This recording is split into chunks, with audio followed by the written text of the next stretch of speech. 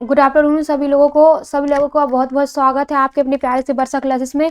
हमारी live class हम नहीं ले पा रहे हैं नेट के इशू की वजह से, तो मैं आपकी एक भी क्लास नहीं छोड़ना चाहती हूँ। 2 दिन हो गए हमारी क्लास नहीं हो पा रही है, तो अगर ऐसा आगे भी रहा कि मतलब लाइव क्लास नहीं ले पाऊंगी तो मैं आपको रिकॉर्डेड क्लास डाल दिया करूँगी। रेगुलर आपकी जितनी क्लास चलती हैं उतनी क्लास आपको रिकॉर्डेड मिल जाएंगी। तो आई होप आप लोग मेरी बात को समझेंगे और जिस तरीके से आप लोग लाइव क्लास में जुड़ते हो उसी तरीके से आप लोग यहाँ पे भी क्लास में कंटिन्यू जुड़े रहोगे। और अगर क्लास अच्छी लगे तो आप लोग ऑफलाइन कमेंट करके मुझे बता ही सकते हो मैम क्लास हमें अच्छी लगी है, ठीक है। तो मैं आशा करूंगी कि आप लोगों को क्लास अच्छी लगे, ठीक है। तो हम शुरू करते हैं अपनी क्लास को। आज जो हमारी क्लास है हिंदी की तीसरी क्लास है। हमने वर्णमाला कर ली है आपकी और आपकी संधि कर लिया है। आज हम ब्राह्म चिन्ह करेंगे, ठीक है। फिर इससे आगे तद्भव तत्सम है आपके, फिर एक एक करके हर एक चैप्टर को हम लोग क्लियर करेंगे। हम लोग जनवरी के लास्ट तक 20 दिन में आपके 20 चैप्टर को कंप्लीट करेंगे। फिर इसके बाद देखेंगे साहित्य को, ठीक है। तो हम ग्रामर को अपने जनवरी के लास्ट तक क्या करेंगे, कंप्लीट करेंगे। तो सब लोग जुड़ जाओ। जिनका यूपी रेडियो ऑपरेटर का एग्जाम है, चाहे हेड ऑपरेटर का हो या असिस्टेंट ऑपरेटर का हो या कर्मशाला अधिकारी, ठीक है, तो कर्मशाला वाला हो, ठीक है। तो जो भी एग्जाम है आपका, है ना, और यूपी पुलिस के लिए, खासकर यूपी पुलिस का तो है ही एक क्लास स्पेशल यूपी पुलिस के लिए है। यूपी पुलिस के जो प्रीवियस के पेपर हुए थे उन सभी के क्वेश्चन भी लिए जाएंगे। और क्या हो जाएगा आपका, मतलब हम बेसिक साथ कॉन्सेप्ट के साथ आपके क्वेश्चन भी जरूर करवाएंगे प्रीवियस के। तो शुरू करते हैं हम लोग। 1 सेकंड रुकिएगा।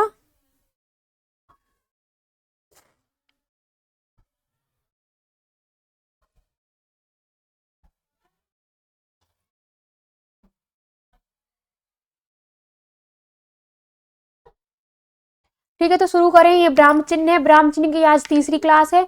मैं लाइव क्लास लेने की कोशिश कर रही थी पर आप लोगों की लाइव क्लास नहीं ले पाई, फिर से नेट का इशू आ गया, तो हम रिकॉर्डेड करके डाल रहे हैं। आई होप आप लोग समझोगे और उतना ही प्यार दोगे जितना लाइव क्लास में देते हो। तो शुरू करते हैं। ब्राह्म चिन्ह है, तीसरी क्लास है, तो ब्राह्म चिन्ह की क्लास को हम शुरू करते हैं अपने। क्या होते हैं ब्राह्म चिन्ह? ब्राह्म चिन्ह जब हम कभी कोई चीज बोलते हैं, अपना एक वाक्य लेते हैं, तो उसमें उस वाक्य को पूरा करने के लिए कभी कभी हम पूर्ण विराम भी लगाते हैं, अल्प विराम भी लगाते हैं, ठीक है। उसके लिए कभी कभी हम जब कंटिन्यू बोलते हैं फिर उसमें थोड़ा ठहराव लेते हैं, तो उसी को हम क्या कहते हैं, विराम चिन्ह कहते हैं। 1 सेकंड रुकिएगा बस।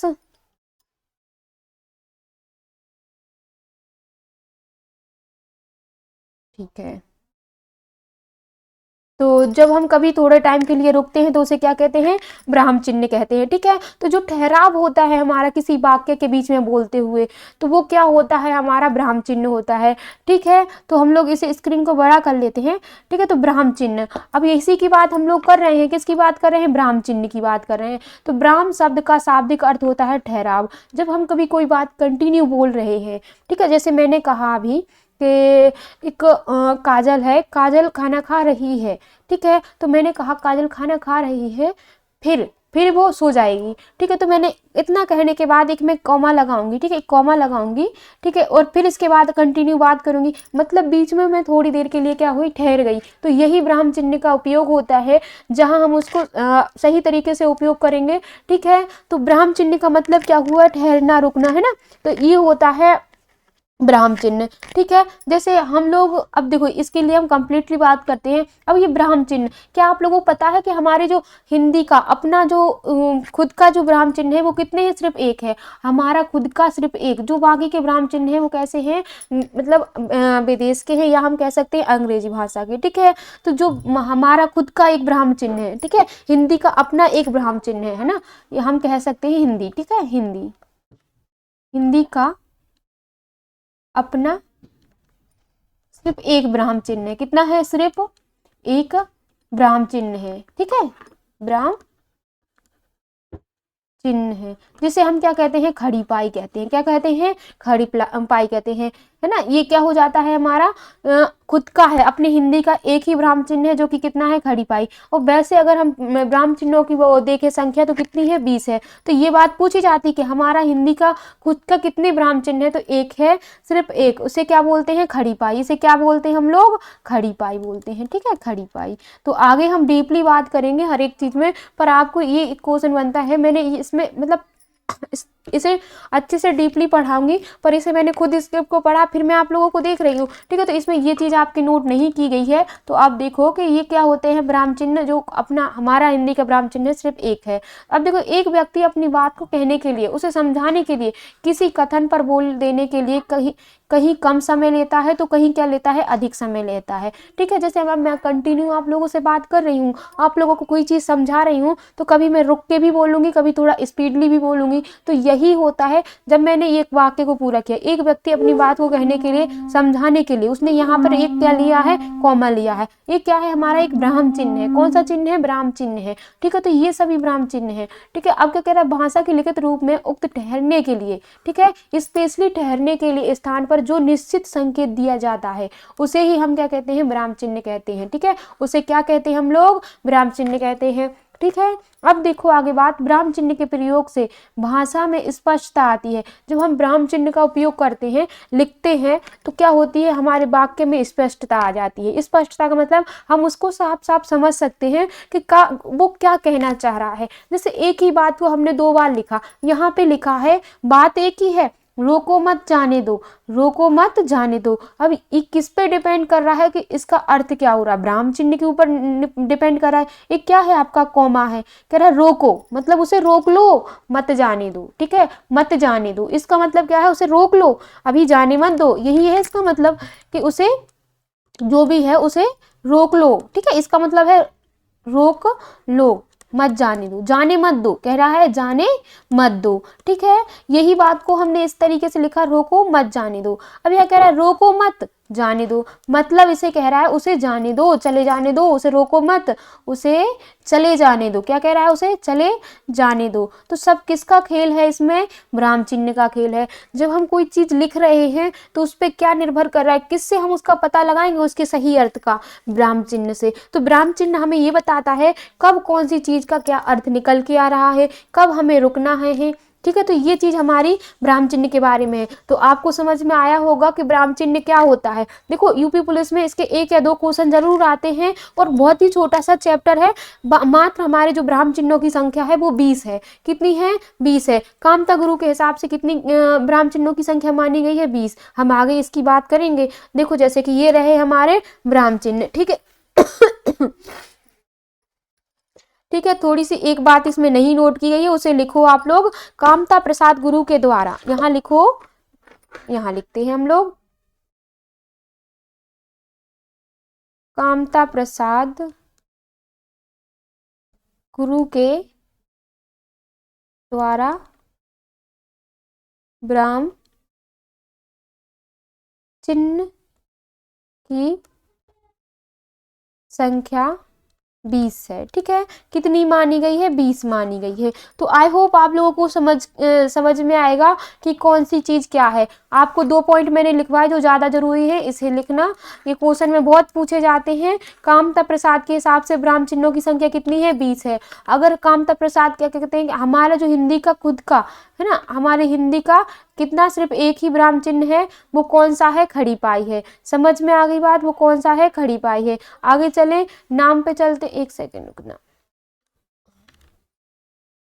तो यहाँ से हम आगे देखते हैं, नाम है, ब्राह्म चिन्ह के नाम है, लिखते जाना, पहला, दूसरा, तीसरा, चौथा, 5वां, ठीक है। तो अल्प विराम, सबसे अभी हम देख रहे थे अल्प विराम, जब बहुत ही थोड़े समय के लिए रुकना होता है, ठीक है, तो उसे क्या कहते हैं, अल्प विराम। उसे इस तरीके से लगाते हैं, अच्छे से डीपली। देखो इस बुक में बहुत ही अच्छे से समझाया गया है। अगर आप बुक लोगे ना, तो मुझे नहीं लगता आपको नोट्स बनाने की तैयार होगी, है ना। इस यूपी पुलिस के लिए एकदम बेस्ट कंटेंट मिलेगा इसमें, ठीक है। तो क्या है, यूपी पुलिस के सॉरी फिर से निकल आया, यूपी पुलिस ज्यादा दिख रहा है।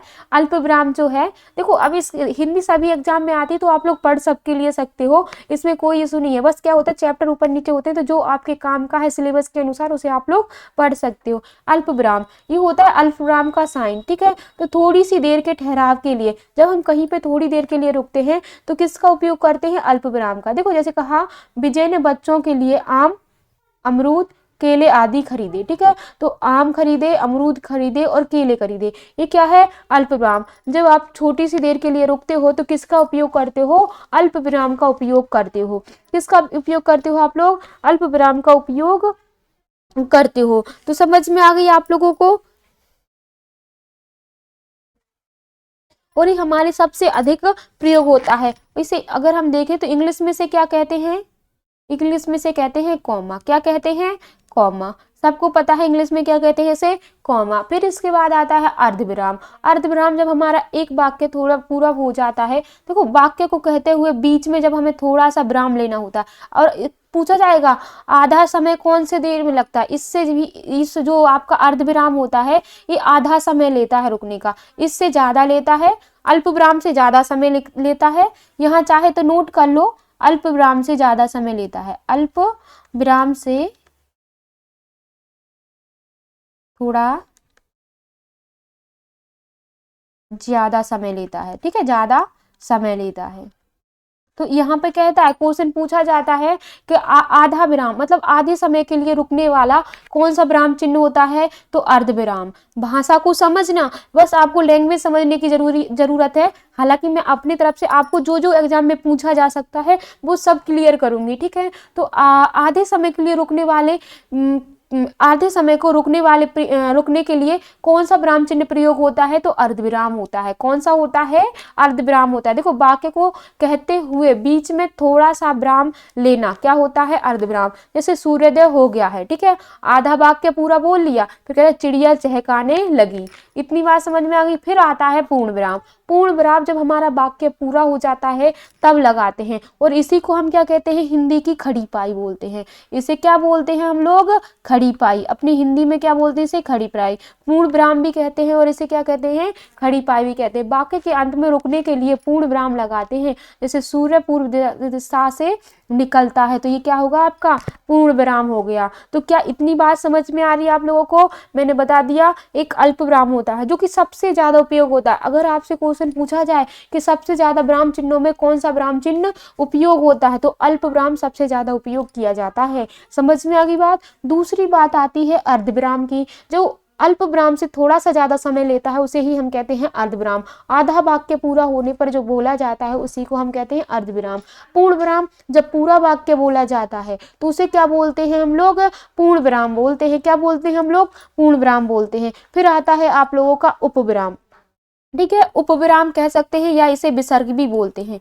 क्या बोलते हैं इसे, विसर्ग भी बोलते हैं, ठीक है। जो चीज मुझे लगती है इसमें कम है तो मैं वो अपनी तरफ से ऐड करूंगी, ठीक है। और इसकी जो पीडीएफ है आप लोगों को टेलीग्राम लिंक पर डाल दूंगी, ठीक है। तो उसकी जो होगी आपकी कहाँ डाल देंगे हम लोग, टेलीग्राम लिंक पर डाल देंगे, है ना। इसे विशेष तौर पर क्या कहते हैं, जब कथन कहा जाता है तब उपयोग में लिया जाता है। जैसे अब हमसे कहा प्रदूषण एक अभिशाप है, मतलब एक कथन को डीपली कहने के लिए, ठीक है, एक कथन को डीपली कहने के लिए उसे संक्षिप्त रूप में लिखने के लिए इसको उपयोग किया जाता है। जैसे क्या कहा, जब किसी कथन को अलग दिखाना हो, ठीक है। जैसे प्रदूषण, अब प्रदूषण क्या है, एक अभिशाप है, तो इसी को दिखाने के लिए हम क्या करते हैं, उपविराम या विसर्ग का प्रयोग करते हैं। फिर आ रहा है आपका प्रश्नवाचक। प्रश्नवाचक जब हम किसी से सवाल करते हैं, ठीक है, कोई प्रश्न करते हैं तो वहां पे हमारा लगता है प्रश्नवाचक। ये तो आप लोगों को बहुत ही अच्छे से आता होगा, शुरू से लेकर अब तक आप लोग पढ़ते आ रहे होंगे। जैसे पूछते हैं तुमने क्या खाना खाया है, तुमने क्या ऐसा किया है, तुम क्या कुछ कह रहे हो, तो ये क्या कर रहे हैं हम लोग, क्वेश्चन कर रहे हैं।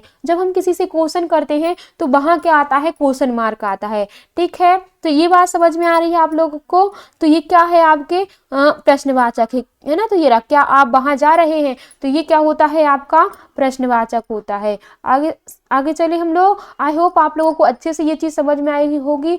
5 विराम चिन्ह हमने देख ले। अब कौन कौन सा हो गया आपका, छठवा हो गया, 7 8 9 10 लिखते जाएंगे हम। फिर आता है योजक चिन्ह। योजक चिन्ह किसी चीज को, एक सेकंड, ये रहा योजक चिन्ह, ठीक है। कौन सा है ये ये जो योजक चिन्ह है जो कि आपके कहाँ आता है ठीक है। योजक चिन्ह को हम कहाँ लेते हैं, जब विपरीत अर्थ रखने वाले हों, जैसे कि बहन भाई, है ना, दिन रात, आता जाता, ठीक है। जब विलोम शब्द, एक तरीके से कैसे शब्द हों आपके, विलोम शब्द हों, उन्हें दिखाया जाता है तो योजक चिन्ह का क्या करते हैं हम लोग, प्रयोग करते हैं। जैसे अब हमने देखा व्यापार में हानि लाभ हुआ, तो ये हानि लाभ किससे दिखाया जा रहा है, योजक चिन्ह। जहां हम क्या करें, विपरीत शब्दों को देखते हैं तो वहां क्या आ जाता है, आपका योजक चिन्ह आता है, ठीक है। दो पदों को अलग अलग रूप में दिखाने के लिए हम क्या करते हैं, योजक चिन्ह लेते हैं। इतनी बात समझ में आ गई। ये हमारा हुआ कोष्टक। जब हमें कोई बात स्पेशली कहनी होती है, कोई बहुत ही कठिन शब्द होता है, उसे सरल रूप में लिखना होता है, तो हम वहाँ किसका प्रयोग करते हैं, कोष्टक का।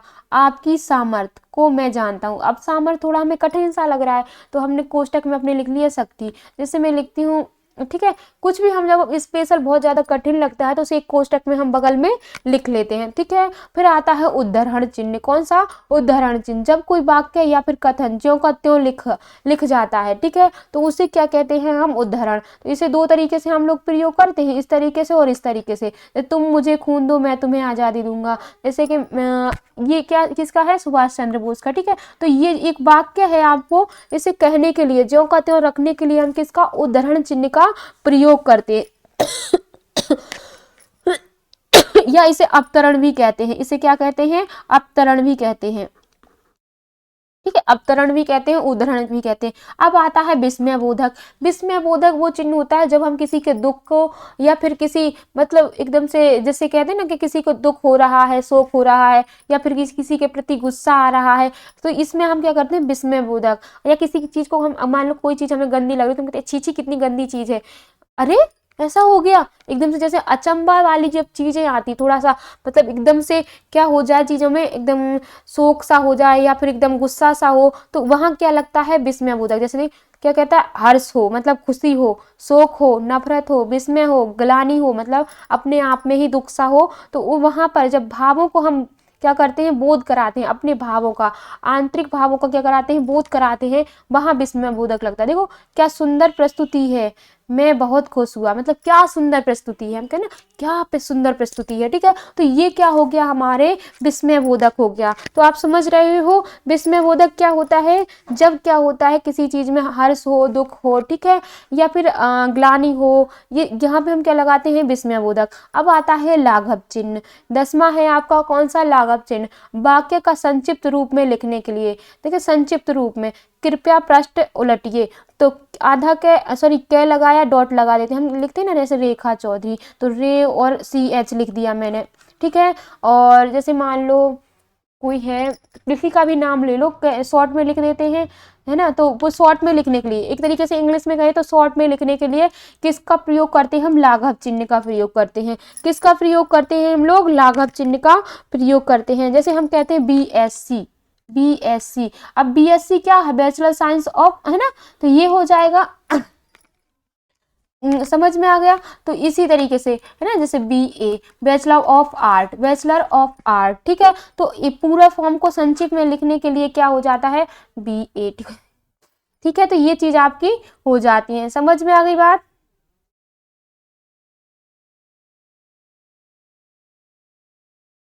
ठीक है, किसी चीज को संक्षेप में लिखने के लिए हम किसका, लाघव चिन्ह का प्रयोग करते हैं। 10 चिन्ह हो गए आपके, आगे चले। अब आता है आपका निर्देश चिन्ह, यानी कि किसी विषय संबंधी प्रत्येक शीर्षक के आगे उदाहरण देते हैं ना। तो निर्देश कहते हैं ना, जैसे कि मान लो किसी भी चीज का निर्देश देना है तो हम कह देते हैं ऐसे कर देते हैं, फिर यहाँ से लिखना शुरू कर देते हैं, जो भी लिखना है फिर ऐसे लिखते जाते हैं, ठीक है। तो वही यहाँ पे क्या होता है, निर्देश देने के लिए क्या होता है आपके, निर्देशन। विषय संबंधी प्रत्येक, कोई भी विषय है, जैसे अभी हमने कहा था प्रदूषण, ठीक है, प्रदूषण, ठीक है। तो इसके बारे में हमें कुछ लिखना है तो हम इस तरीके से लगा देते हैं।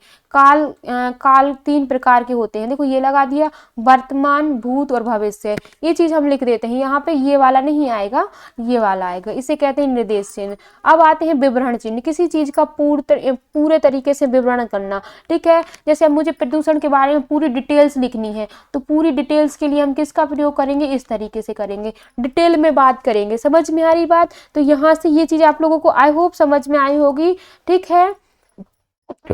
इतनी बात समझ में आ गई विवरण के लिए, ठीक है। जैसे कुछ सोचना, निर्देश करना, ये सब क्या आ जाते हैं, विवरण चिन्ह हो जाते हैं, ठीक है। तो 1 सेकंड, 11 हो गए, 12 हो गए, 13 हो गया, 14 हो गए, ये 15 हो जाएंगे।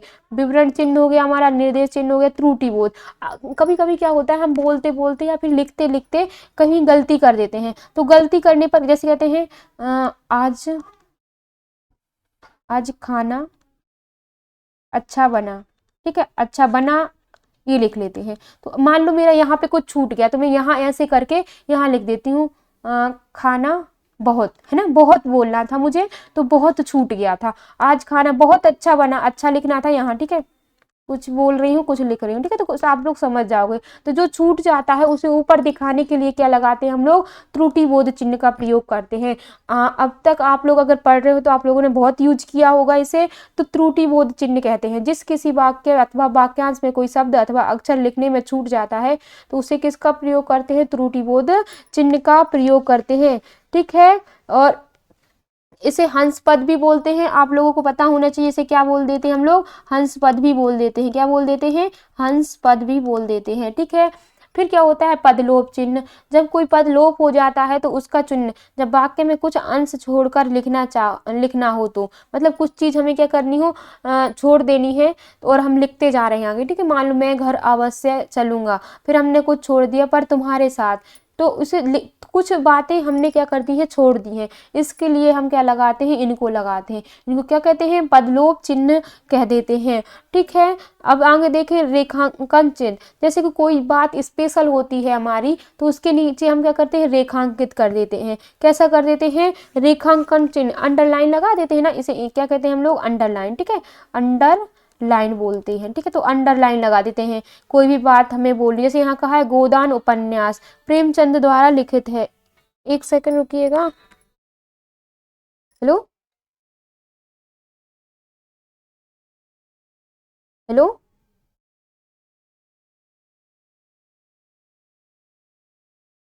तो यहाँ पे क्या आ जाता है, रेखांकन चिन्ह, ठीक है। किसी वाक्य में महत्वपूर्ण शब्द या पद वाक्य चिन्हित करने के लिए क्या लिखते हैं हम लोग, है ना, क्या लगा देते हैं, रेखांकन, मतलब अंडरलाइन कर देते हैं उस चीज को कि ये हमारी स्पेशल बात है, ठीक है। हेलो हेलो हेलो, क्या पागल बनती हैं।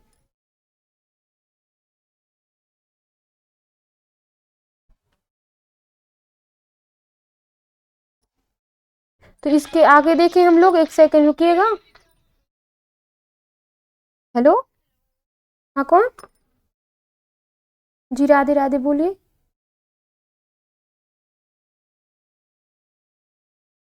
मैम अभी मैं कुछ देर बात करती हूँ आपको, थोड़ी देर में, ठीक है।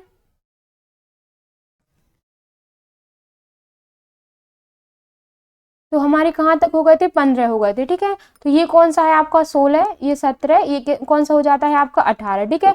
अब आता है पुनरुक्त सूचक चिन्ह। कौन सा होता है, पुनरुक्त सूचक चिन्ह, ठीक है। जैसे ऊपर लिखे किसी वाक्य को दोबारा ना लिखना पड़े, इसलिए हम क्या कर देते हैं, बीच बीच में क्या लगाते हैं, इसे लगा देते हैं। इसी को क्या कहते हैं हम, पुनरुक्त योजक चिन्ह कहते हैं, ठीक है। तो इतनी बात समझ में आ रही है आप लोगों को, विसर्ग हमारा हो गया है, ठीक है। इससे क्या हो जाएगा आपके, तो इसे पुनरुक्त चिन्ह कहते हैं। वैसे हम इसका ज्यादा उपयोग नहीं करते, जैसे रमेश कुमार कक्षा 11वीं 11वीं दिनेश कुमार, ठीक है। तो यहाँ पे हम क्या लगाएंगे, इतना बीच में लगा देते हैं। फिर आता है दीर्घ उच्चारण चिन्ह, इसका हम कभी ज्यादा यूज नहीं करते हैं, पर ये आता है, ठीक है। जब किसी शब्द के विशेष उच्चारण में अन्य शब्दों की अपेक्षा अधिक समय लगता है, जैसे हम बोलते हैं ना राम, तो ये बीच में आ जाता है। ज्योति ज्योति, तो यहाँ कौन सा चिन्ह आ जाता है, दीर्घ दीर्घ उच्चारण चिन्ह आता है, मतलब कुछ लंबे टाइम के लिए बोलने के लिए हम किसका उपयोग करते हैं, इस चिन्ह का उपयोग। जैसे देखत भ्रगपति बेपू कराला, ठीक है। तो यहाँ पे कौन सा चिन्ह आ जाएगा, ये आ जाएगा, ठीक है। तो ये ज्यादा यूज तो नहीं होते आपके ये तीनों चिन्ह, ठीक है। और समानता या तुल्यता दिखाने के लिए कौन सा चिन्ह आ जाता है आपका, इक्वल का चिन्ह हो जाता है। जैसे पराजय ना, टूटा हुआ है, इसे पूरा डीपली दिखाने के लिए पराजय हो जाएगा। क्या हो जाएगा आपके, पराजय हो जाएगा, ठीक है, ये पराजय। तो अब कौन सा आपका छूट रहा है, ये देखो, ठीक है। कौन सा, आपके सारे चिन्ह आई होप हो चुके हैं, हाइपन योजक लाघव चिन्ह हो गया, तूर हो गया, कोष्टक हो गया, अवतरण हो गया, ठीक है। प्रश्नवाचक चिन्ह आपका हो गया है, ठीक है। विसर्ग चिन्ह आपका हो गया, पूर्ण विराम हो गया। तो आई होप आपके हो गए हैं, ठीक है। तो अब हम चलते हैं कुछ प्रश्नों की तरफ, क्या चलते हैं, प्रश्नों की तरफ। तो आपके जो प्रीवियस क्वेश्चन पूछे गए हैं उन पर हम लोग चलते हैं। तो ये रहा आपका पहला क्वेश्चन। क्या कहता है, योजक चिन्ह का सही उदाहरण कौन सा है। ठीक है, तो हमें इनमें बताना है कि आपके जो योजक चिन्ह है उनका सही उदाहरण क्या है। अच्छा ये बताओ, शिवाजी और शिवेश भाई बहन है, ये योजक चिन्ह है आपका। और हाइपन वाला देखो, हेमा गुनगुन माया, क्या हो जाता है, क्या हम इस तरीके से लिखते हैं जो ये लिखा है, क्या लिखते हैं, हेमा गुनगुन माया सहेलियां हैं, क्या ऐसे लिखते हैं, हम लिखते एक बार। यहाँ क्या आना चाहिए था आपका, और क्या आना चाहिए था आपका, और, तो ये क्या हो जाता है आपका, गलत हो जाता है। अब क्या कह रहा है, रोहन ने कहा, तो कहा के बाद क्या ये चिन्ह आता है, ये भी गलत हो जाता है, बिल्कुल नहीं। रोहन ने कहा मुझे पढ़ाई करनी है, तो हम इसे कैसा लिखते, सीधा लिखते, इसकी कोई जरूरत नहीं थी। मैं घूमने जा रही हूँ, तो यहाँ क्या है, मैं घूमने जा रही हूँ बता रही है। ठीक है, तो हमारा सही कौन सा हो जाएगा आपके, ये शिवाजी और शिवेश भाई बहन है। ठीक है, तो दोनों क्या हो जाए, एक सेकंड, यहाँ क्या है, और शिवेश, देखो शिवाजी और शिवेश कैसे हैं, भाई बहन हैं, तो कौन सा हो जाएगा हमारा, ये हो जाएगा। आगे चले हम लोग। अब देखो क्या कह रहा है, इनमें से किस चिन्ह का अर्थ आधा रुकना है। अभी जब मैं शुरू में पढ़ा रही थी, आप लोगों से पूछ रही थी किस चिन्ह का मतलब है आधा रुकना, जिसे हम क्या कहते हैं, अर्धविराम। क्या कहते हैं, अर्धविराम। ठीक है, अर्धविराम चिन्ह हो जाएगा। तो देखो ये क्या होता है, अल्पविराम, ये क्या होता है, पूर्ण विराम, ये क्या होता है, विस्मयबोधक। तीनों है आपको पता, ये क्या होता है आपके अल्पविराम, ये क्या होता है आपके पूर्ण विराम, ये क्या होता है आपका विस्मयबोधक। कौन सा होता है आपका, विस्मयबोधक। ठीक है, बोधक। ठीक है, तो आपका आधे समय के लिए रुकने के लिए कौन सा हो जाएगा, बी ऑप्शन बिल्कुल राइट हो जाएगा। आगे चले हम लोग, कौन सा विकल्प उद्धरण चिन्ह है, उद्धरण चिन्ह है। तो आप लोगों को बताया था मैंने कि कौन सा चिन्ह उद्धरण चिन्ह है आपका, बताओ तो कौन सा है, पहला वाला। ठीक है, ये तो नहीं होता है, ये विस्मयबोधक होता है, क्वेश्चन मार्क होता है। ठीक है, आगे चले हम लोग। फिर कह रहा है किसी के द्वारा कहे गए वचन को ज्यों का त्यों लिखने के लिए किस चिन्ह का प्रयोग करते हैं हम लोग, तो उद्धरण चिन्ह का ही प्रयोग करते हैं। योजक चिन्ह का तो नहीं करते हम लोग, अल्पविराम का नहीं करते, अर्धविराम का नहीं करते, तो कौन से का करते हैं, उद्धरण चिन्ह को। कौन से होते हैं उद्धरण के मतलब, ये होते हैं। ठीक है, अच्छा तो इन सब के साइन तो पता है ना आप लोगों को, योजक का मतलब ये होता है, अल्पविराम का मतलब ये होता है, अर्धविराम का मतलब ये होता है। तो ये तो तीनों नहीं हो सकते, उद्धरण चिन्ह हो जाएगा। आगे चलें, आई होप आप लोगों को अच्छे से समझ में आ रहा होगा। अगर क्लास अच्छी लगे ना तो एक बार बस इतना कह देना कि मैम एकदम क्लास में लेकर हमें बहुत अच्छा लगा, विराम चिन्ह बिल्कुल कंप्लीटली हमारा समझ में आ गया। ठीक है, हिंदी में पूर्ण विराम का चिन्ह कौन सा होता है, तो पूर्ण विराम कौन सा ये होता है, ये कौन सा होता है आपके, विस्मयबोधक। कौन सा, विस्मयबोधक। अभी बताया था, ये क्या होता है, फुल स्टॉप होता है, जो कि हमारा नहीं है।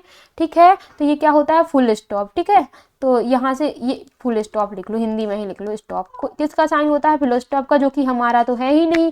ठीक है, ये प्रश्नवाचक चिन्ह होता है। तो सी ऑप्शन बिल्कुल राइट है आपका। ये कौन सा है, सी आपका पूर्ण विराम है। कौन सा है, पूर्ण विराम, या हम क्या कहते हैं इसे, खड़ी पाई भी बोलते हैं। क्या बोलते हैं हम लोग इसे, खड़ी पाई भी बोलते हैं हिंदी में अपनी। ये क्या है, हमारी हिंदी की सिर्फ एक ही पूर्ण विराम है, जो कि है खड़ी पाई। ठीक है, ये हिंदी का एक ही है जो है खड़ी पाई। ठीक है, तो आगे चले हम लोग, आगे चलते हैं। नेताजी ने कहा था तुम मुझे खून दो मैं तुम्हें आज़ादी दूंगा, ये किस में लिखा हुआ है, इस वाक्य का कौन सा चिन्ह है, तो क्या आप लोग मुझे बता सकते हो। अभी तक हमने 3-4 सवाल कर लिए, पूर्ण विराम इसमें नहीं यूज हुआ है, इसमें क्या है, अल्पविराम। पूर्ण विराम क्या होता है, इस तरीके से, अल्पविराम कौन सा होता है, इस तरीके से, प्रश्नवाचक कौन सा होता है, तो होगा कौन सा, सी होगा। कौन सा होगा सही, सी होगा। अब देखे हैं हिंदी में अल्पविराम का चिन्ह बताओ, तो अब तक मैं 50 बार बता चुकी हूँ। ये कौन सा है, ये प्रश्नवाचक है। कैसा है, प्रश्नवाचक है। ये कौन सा है आपका, विस्मयबोधक है।